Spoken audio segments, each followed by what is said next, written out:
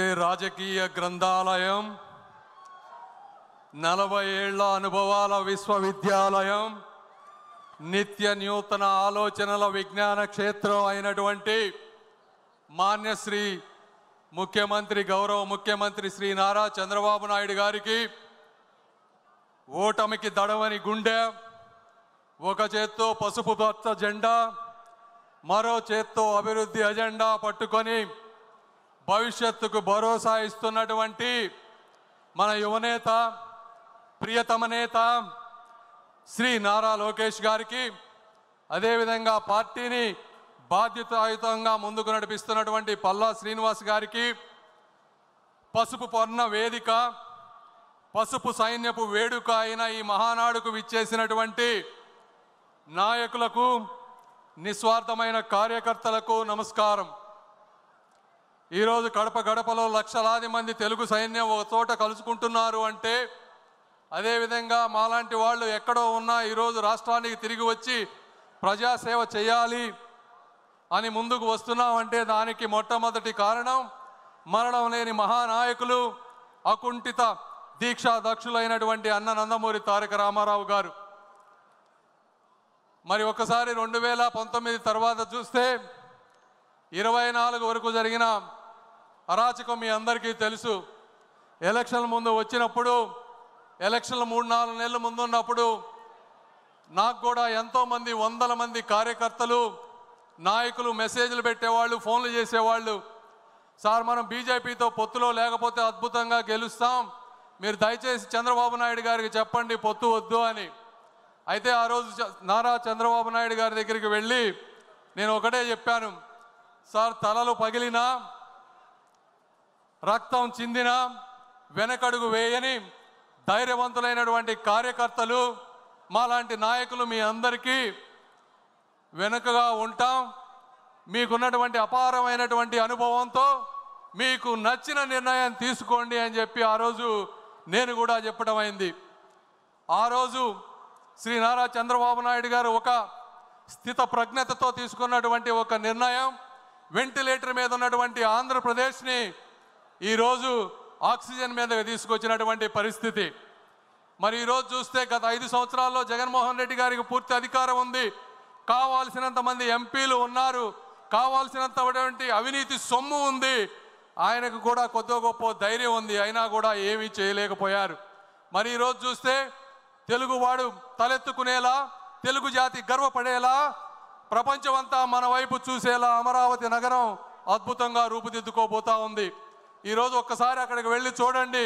గత 5 సంవత్సరాల్లో అప్పుడు 14-19 మధ్య ఒక 2 యూనివర్సిటీలు వచ్చినాయి. ఆ 2 యూనివర్సిటీలు అమెరికాలో కూడా అంత అద్భుతంగా లేవు అని చెప్పి మీకు చూస్తే తెలుస్తుంది. అదేవిధంగా రాబోయేటువంటి అమరావతి మహానగరం చరిత్రలో ఒక మైలురాయిగా మిగిలిపోబోతా ఉంది. అదేవిధంగా మరి ఆగిపోయిన పోలవరం నేను చూశాను.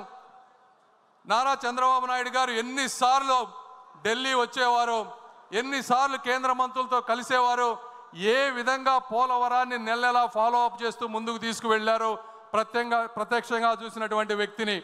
అదేవిధంగా ఆగిపోయింది, ఆరిపోయింది అనుకున్నటువంటి విశాఖ స్టీల్ ప్లాంట్ని అర్ధరాత్రి 12-1 గంటల వరకు కూర్చొని స్టీల్ మినిస్టర్స్ తోటి, నిర్మలా సీతారామన్ గారితో కూర్చొని దానిని పూర్తి చేసినటువంటి మహానుభావులు శ్రీ నారా చంద్రబాబు నాయుడు గారు. మరి ఈరోజు రాయలసీమ ప్రాంతం చూసుకుంటే 5,000 కోట్ల రూపాయలతో 2 పారిశ్రామిక పార్కులు వస్తూ ఉన్నాయి. బీపీసీఎల్ ద్వారా 95,000 కోట్ల రూపాయల పెట్రోకెమికల్ కారిడార్ వస్తూ ఉంది. అదేవిధంగా రైల్వే ప్రాజెక్టులు చూసుకుంటే ఈ సంవత్సరమే 9,000 కోట్ల రూపాయలు రైల్వే డబుల్ లింక్కి, ట్రిపుల్ లింక్కి, అదేవిధంగా అద్భుతంగా తీర్చిదిద్దే రైల్వే స్టేషన్ల కోసం అన్ని ప్రాంతాల్లో ఆర్ఓబీలు, ఆర్యూబీలు, వందే భారత్ ట్రైన్లు ఇవన్నీ వస్తూ ఉన్నాయి. ఒకప్పుడు ఆంధ్ర రాష్ట్రానికి కేంద్ర బడ్జెట్లో రైల్వేకి 1000 కోట్లు కూడా ఉండేది కాదు. అలాంటిది కేవలం 1 సంవత్సరంలో 9,000 కోట్లు, 5 సంవత్సరాల్లో 50,000 కోట్ల రూపాయలు ఈరోజు వస్తూ ఉంది. అదేవిధంగా నేను ఎంతోమంది నాయకుల్ని చూశాను, కానీ ఒక వ్యక్తి యొక్క కార్యదీక్షత, నేను వారు ఇక్కడ ఉన్నారని వారు పొగటం గురించి నేను చెప్పడం లేదు. వ్యక్తిగతంగా నాకు ఎటువంటి స్వార్థం లేదు, దేవుడు అన్నీ ఇచ్చాడు. అయితే ఈ వాస్తవాలు కూడా ప్రజలకు తెలియాలని ఈరోజు చెప్తా ఉన్నాను.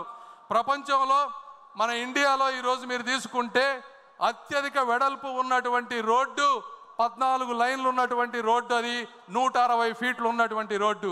ఇలాంటి రోడ్డే అమరావతి ఔటర్ రింగ్ రోడ్డుకి కేంద్ర ప్రభుత్వం ప్రతిపాదించింది.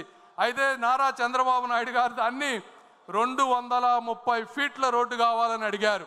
ఆ రోజు గడ్కరీ గారు ఉండి ఇండియాలోనే ఇంత పెద్ద రోడ్డు లేదు, అమరావతిలో అక్కడ జనం లేరు, ఎందుకు మీకు అంత పెద్ద రోడ్డు అంటే నారా చంద్రబాబు నాయుడు గారు చెప్పినవి, సార్ నేను ఉంటానో ఉండనో తెలియదు, ఈరోజు మీరు హైదరాబాద్ చుట్టుపక్కల చూస్తే ఒకప్పుడు అక్కడ కూడా కార్లు వెళ్ళేవి కాదు, ఈరోజు అక్కడ ట్రాఫిక్ జామ్ అయిపోతుంది.